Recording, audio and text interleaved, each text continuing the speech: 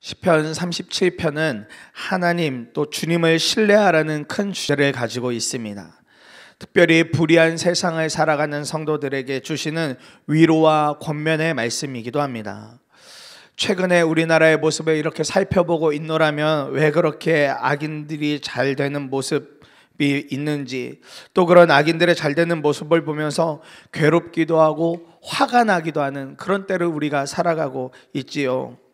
그리고 그런 것들이 어느 순간 나도 모르게 우리도 모르게 그저 불평으로 이렇게 다가오기도 합니다. 그러나 오늘 다윗이 우리에게 알려주고 있는, 또 다윗이 고백하고 있는 이 고백은 그런 것을 넘어서서 기쁨을 주님에게서 찾으라고, 주님을 바라보라고 아주 강력하게 권면을 하고 있습니다. 처음으로 우리가 함께 붙들고 기도하고 싶은 제목은 우리 마음의 간절한 소원, 간절한 기도를 들어주소서입니다. 4절 말씀에 보면 기쁨은 오직 주님에게서 찾아라, 주님께서 내 마음의 소원을 들어주신다 말씀하고 있습니다. 주님께서 내 마음의 소원을 들어주신다. 오늘 본문에서 특이한 점이라고 할 수 있는 것은 모두가 아주 강하게 권면하는 문체를 띠고 있다라는 것입니다. 무엇 해야 합니다, 무엇 합시다, 이런 수준이 아니라 무엇 하여라, 무엇 행하라, 이런 식의 강력한 권면을 하고 있는 것입니다. 상황을 보고 주변을 보면 전혀 기쁠 것이 없었던 그때, 특히 요즘처럼 기쁨보다는 두려움, 근심, 염려가 더 가득한 우리를 향하여 주님이 주시는 강력한 명령, 권면은 기쁨을 주님에게서 찾아라입니다. 기쁨을 주님에게서 찾아라. 무엇 때문에 이렇게 말씀하는가 보니 주님이 우리 안에 분명한 기쁨이 되면 그 위에 부어질, 주님이 우리의 기쁨이 되면 그 위에 부어질 기쁨 하나를 발견하게 되는데, 그것은 우리 마음의 소원을 들어주신다는 것입니다. 우리 마음의 소원을 들어주실 분이 주님이라는 확신을 가질 수 있다는 것입니다. 주님 그 자체가 기쁨이고 기준이 된 사람들만 누릴 수 있는 또 다른 차원의 기쁨이겠다 싶습니다. 주님이 진짜 주인 된 사람만 누릴 수 있는 기쁨이겠지요. 우리 사랑하는 성도님들은 요즘 어떤 소원을 가지고 살아가십니까? 요즘 같은 때 무엇보다 가족들이 아프지 않은 것, 또 내가 알고 있는 지인들이, 또 내가 함께 공동체 생활을 하고 있는 우리 교우들이 건강한 것이 가장 큰 소원이자 기도 제목이겠다 싶습니다. 그리고 나서 또 어떤 기도 제목이 있을까 생각해 보니 요즘 너무 어렵다 말하는 사업을 비롯해서 여러 가지 재정적인 것들이 우리의 또 간절한 기도 제목이겠다 싶습니다. 간단히 살펴본 이 두 가지의 기도 제목만 보더라도 사실 기뻐하기가 만만치 않은 요즘이죠. 기쁘다, 즐겁다라고 말하기 참 쉽지 않은 요즘의 때를 우리가 살아가고 있습니다. 요즘 우리가 어디 가서 기뻐합시다, 기뻐하자 이렇게 이야기하면 그것이 누군가를 향한 조롱하는 말처럼 들릴지도 모르겠습니다. 나 이렇게 어려운데 뭘 기뻐하자고 하는 걸까, 이렇게 어떤 분에게 들릴지도 모르겠어요. 왜 이렇게 기쁘지 못할까요? 왜 이렇게 우리의 마음이 냉랭해지고 왜 이렇게 우리는 외롭다고 여겨지는 것일까요? 그 이유는 아주 단순합니다. 우리는 우리의 기쁨을 자꾸만 우리의 건강이나 우리의 재정이나 또 우리의 상황, 눈에 보이는 것에서 기쁨을 찾으려고 하기 때문에 그렇습니다. 거기에 우리의 기쁨이 있는 것으로 착각을 하기 때문에 그렇습니다. 그러나 다윗의 고백을 통하여 우리에게 주시는 하나님의 권면, 하나님의 강력한 권면은 기쁨의 주체가 바로 주님이라는 것입니다. 건강도 재정도 우리 눈에 보이는 것, 거기에 기쁨의 주체가 아니라 기쁨의 주체는 오직 주님이라고 그렇게 강력하게 권면하고 있는 것입니다. 그리고 우리 마음의 왕이신 그 주님께서 우리 마음의 소원, 우리의 기도를 주님께서 들어주신다고 그렇게 말씀하고 있습니다.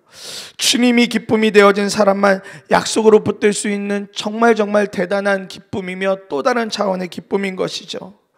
내 소원을 들어주는 분이 계신다, 내가 하는 기도를 들어주는 분이 계신다, 이게 얼마나 우리에게 큰 위로인지 모릅니다. 나의 이야기를 들어주는 분이 계시다는 것이 얼마나 큰 위로이며 기쁨인지 모릅니다. 주님이라는 기쁨을 소유한 자가 누릴 수 있는 또 다른 차원의 기쁨, 또 다른 기쁨이 되어지겠다 싶습니다. 우리 삶이 퍽퍽하고 외로울 때가 있죠. 참 힘겹고 외로울 때가 있습니다. 그럴 때 나의 이야기를 들어주는 한 사람만 있어도 우리가 무엇을 경험하게 됩니까? 마음이 풀어지고 속이 시원하게 되어지고 외로움이 떠나가는 것을 경험하게 되어지죠. 주님은 그 차원을 넘어서서, 주님은 그것을 완전히 뛰어넘어서서 우리와 함께 하시는 분이십니다. 케네스 배 선교사님이 북한에 억류되어 계실 때 미스터 실망이라는 이 아주 선교사님을 전담으로 하는 간수가 있었는데, 그 미스터 실망이라는 간수가 날마다 찾아와서 엄청 선교사님을 힘들게 하더랍니다. 그의 별명처럼 선교사님 찾아와서 늘 하는 말이, 당신 혼자야. 아무 기대도 갖지 마. 여기 있다가 나이 먹고 또 그렇게 있다가 그냥 다 세월이 지나게 될 거야. 아무도 당신을 기억하지 않아. 이런 식으로 와서 막 말하고 가더래요. 그러면 마음에 좌절이 오고 실망이 오고 정말 외롭더랍니다. 정말 다른 사람들이 나 기억하지 않나? 이런 마음이 드니까요.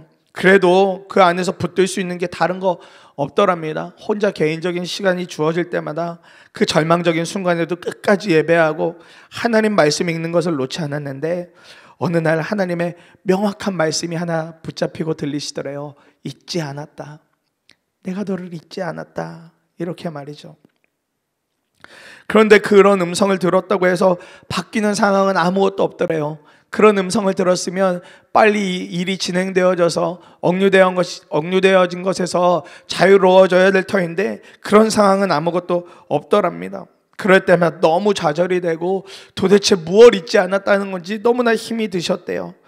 그런데 어느 순간인가부터 명확하게 주님이 잊지 않고 함께 계시다는 것이 믿어지더랍니다. 그곳에서 드시는 식사가 변변치가 않죠. 그러니까 여러 가지 먹고 싶은 음식들이 간절할 때가 있으시더래요. 그런데 그럴 때마다 하나님께서 기가 막히게도 그 음식들을 먹게 해 주시더랍니다. 억류되어 계시는 동안에 40차례 정도나 그런 은혜를 누리며 마치 말씀하시는 것 같아요. 내가 잊지 않았다니까? 네가 먹고 싶은 거 얼마든지 줄 수 있어. 내가 잊지 않았어. 이렇게 말이죠. 그뿐만 아니라 전 세계에서 이 선교사님 억류되어 있다는 소식을 알고 나서 전 세계의 많은 사람들이 이 선교사님께 편지 쓰기 캠페인을 벌였는데, 다행히도 그 편지를 가족의 편지와 함께 억류 중에도 받으실 수 있으셨답니다. 대부분 내용이 이렇더래요. 선교사님, 우리가 기도하고 있습니다. 선교사님, 우리가 기억하고 있습니다. 힘내세요. 그러면 선교사님이 아무것도 상황은 바뀌지 않았지만 아시겠더랍니다. 아, 주님이 잊지 않으신 거구나. 주님이 지금 함께 하시는 거구나. 나 외로운 것이 아니구나. 나 혼자가 아닌 거구나. 이렇게요. 억류 중에도 주님을 놓지 않았고 있던 것, 미스터 실망이라는 간수가 아무리 뭐라고 해도 주님을 포기하지 않았던 자신을 주님은 기억하시고 그 마음의 소원을 다 받아주셨나라고 그분이 하는 간증에서, 또 그분이 써놓으신 책에서 이야기를 하고 계시더라고요. 사랑하는 여러분, 주님 그분 그 자체가 우리에게 기쁨이 되어지기를 간절히 소망합니다. 주님이 우리의 마음의 소원과 기도를 오늘도 들어주고 계세요. 이것만 해도 우리가 얼마든지 숨쉴 공간이 마련이 되어진 것입니다. 말할 수 없고 외롭다고 느껴지는 그 순간에 우리의 이야기를 들어주는 분이 계신다. 우리의 진짜 기쁨인 주님이 우리와 함께 계신다. 이것만 믿어줘도 우리는 숨을 쉴 수 있고 우리의 마음이 전혀 달라지는 것을 경험하게 되어질 것입니다. 주님이라는 기쁨을 소유한 자가 누릴 또 다른 기쁨은 우리의 이야기를 들어주실 분이 계시다는 이 사실을 잊지 말고 이 기쁨을 우리 모두가 이 아침에 함께 붙들기를 간절히 소망합니다. 두 번째로 기도하고 싶은 것은 다른 것과 비교하지 않고 주님만 바라보아서 기쁨을 잃지 않게 하소서입니다. 다른 것과 비교하지 않고 주님을 온전히 바라봄으로 말미암아 우리의 기쁨을 잃어버리지 않게 하소서. 7절 말씀해 보니 잠잠히 주님을 바라고 주님만을 애타게 찾아라. 가는 길이 언제나 평탄하다고 자랑하는 자들과 악한 계획도 언제나 이룰 수 있다는 자들 때문에 마음 상해하지 말아라 말씀하고 있습니다. 다윗의 고백은 당장 변하지 않고 바뀌지 않는 우리의 삶, 또 자꾸만 주변과 비교하며 마음의 상처가 될 만한 일을 수도 없이 겪는 우리에게 참으로 힘이 됩니다. 다윗은 잠잠히 주님을 바라보라고 합니다. 다른 무엇과도 비교하지 말고 인내하면서 끝까지 주님을 주목하자고 그렇게 권면하고 그렇게 고백하고 있습니다. 그렇게 해서 기쁨을 잃어버리지 말자고 다윗이 그렇게 고백하고 있는 겁니다. 우리가 가지고 있는 연약함 중에 하나가 자꾸만 우리의 시선이 우리 주변을 보게 되어진다는 것이죠. 마음 상하는 일들이 사람마다 다 다른 것 같지만 결국은 비교하고 다른 사람 사는 모습 보다가 기쁨을 완전히 잃어버릴 때가 있습니다. 저 사람은 나보다 좀 낫네. 저 집은 우리보다 이게 좀 낫네. 비교하다 보면 어느 순간 우리도 모르게 그냥 마음이 퍽 상해 있는 것을 경험하게 되죠. 자녀들 키우고 남편과 아내의 여러 모습들 돕다 보면, 또 부모님들 섬기다 보면 이것저것 주변과 비교하기도 되고, 때로는 그런 것들이 갈등이 되어서 마음이 상하는 일도 생기곤 하지요. 요즘 같은 때 얼마나 마음 상할 일들이 많이 있으세요. 어제도 몇몇 성도님들 이렇게 신방하며 전화하는데 어렵다 말씀하는 성도님들 많으시더라고요. 특별히 어린 자녀들 키우고 있는 가정마다 아이들 방학이 자꾸 늘어나서 힘들다고, 어렵다고, 아이들과 24시간 뭘 해야 될지 이제는 다 고갈되어진 것 같다고 그렇게 막 힘들어하는 분들도 계시더라고요. 우리 때때로 주변을 자꾸 비교하면서 이런 마음 듭니다. 나는 왜 이렇게 어렵지? 왜 나만 어려운 것 같지? 왜 이렇게 우리 가정만 어려울까? 왜 이렇게 내가 다니고 있는 직장만 어려울까? 진짜 힘들다 하는 순간들이 있으실 거예요. 다윗은 당시 불의하게 사는 이들, 악인들의 모습을 보는 것이 괴로울 수 있지만 그것을 보면서 부러워하지 말라고 하고 있습니다.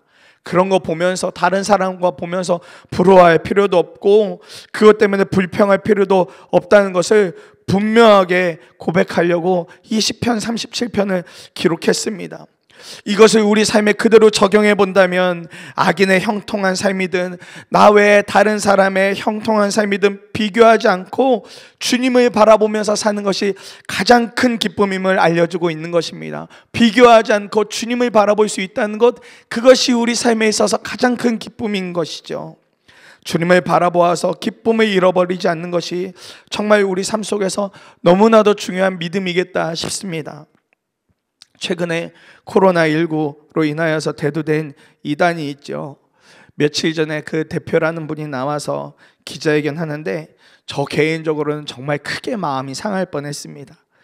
그분의 뒷배경으로 나온 문의 크기와 그런 모양을 보면서 야, 대단하다 싶었는데 도대체 그 연세에 뭘 그렇게 좋은 걸 드셨는지 야외에서 하는 기자회견인데도 불구하고 아주 깔끔한 양복만 입고 나오셔서 그렇게 사과문이라고 읽는 모습 보면서요, 대체 하나님도 없이 사는 이 사람 왜 저렇게 잘 사나 하고 속이 상할 뻔했습니다.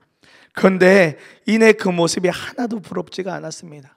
이내 제 마음이 별로 요동함이 없었습니다. 왠 줄 아세요? 그분과 저는 전혀 비교도 안 되는 사람이었기 때문에 그렇습니다. 무슨 말인고 하니 저는 진리이신 주님을 붙들고 그 주님을 바라보며 살지만 그분은 우리 눈으로 보기에는 잘 사는 것 같아도 주님 없이 사니 반드시 앞으로 갈 곳이 저와는 전혀 다르겠다는 생각이 들었습니다. 그러니까 그것이 별로 부럽지도 않고 마음 상하지도 않게 되더라고요. 저와는 아예 비교도 되지 않는 삶이라는 것을 붙들게 되니까 별로 어렵지가 않았습니다. 비교할 가치, 비교할 대상도 아니라는 것을 붙들게 되어졌습니다. 사랑하는 여러분, 우리의 시선이 아주 분명해야 하겠습니다. 자꾸 시선을 돌려서 다른 사람과 비교하다 보면 우리는 온통 마음 상할 일만 남을지도 모릅니다. 다윗의 고백을 통하여 하나님은 반드시 우리가 이 세상을 어떻게 살아야 하는가를 아주 정확하게 알려주고 계세요. 잠잠히 주님을 바라고 주님만을 애타게 찾으라고 하십니다. 주님을 바라보아서 기쁨을 잃지 않는 것이 주님을 붙들고 사는 우리에게 또 다른 기쁨이 되겠다 싶습니다. 주님을 바라보고 기쁨을 잃어버리지 않는 것이요. 기쁨을 잃어버리지 않는 기쁨, 기쁨을 잃어버리지 않는 기쁨, 말이 이상하죠? 그런데 여러분, 우리의 시선이 분명하게 주님을 바라보게 되면 누구도 어떤 상황도 우리의 기쁨을 빼앗아갈 수가 없습니다. 주님을 온전히 붙들게 되면 그 무엇도 우리의 기쁨을 뺏어갈 길이 없습니다. 기쁨이 빼앗겨지지 않는 것이 하나님께서 우리에게 주시는 정말 큰 은혜이며 또 다른 기쁨인 것입니다. 말씀을 마무리합니다. 주님이 저와 여러분 모두에게 기쁨이 되기를 원합니다. 오늘 두 가지의 말씀을 붙들었는데 이 말씀들을 우리의 마음, 우리의 심령에 대고 선포하길 원합니다. 기쁨은 오직 주님에게서 찾아라. 주님께서 나의 마음을 아신다. 그리고 잠잠히 주님을 바라고 주님만을 애타게 찾아라. 마음 상해하지 말아라. 주님이 우리의 소원을 들어주시는 기쁨을 누리기 원합니다. 다른 무엇과도 비교하지 않고 주님을 바라보며 기쁨을 잃어버리지 않는 삶을 사시기를 간절히 소망합니다. 이 말씀이 그대로 이 아침에 저와 여러분 모두의 심령에 부어져서 승리하는 하루가 되어지기를 간절히 소망합니다. 우리 말씀을 붙들고 두 번에 나누어 함께 기도하도록 하겠습니다. 첫 번째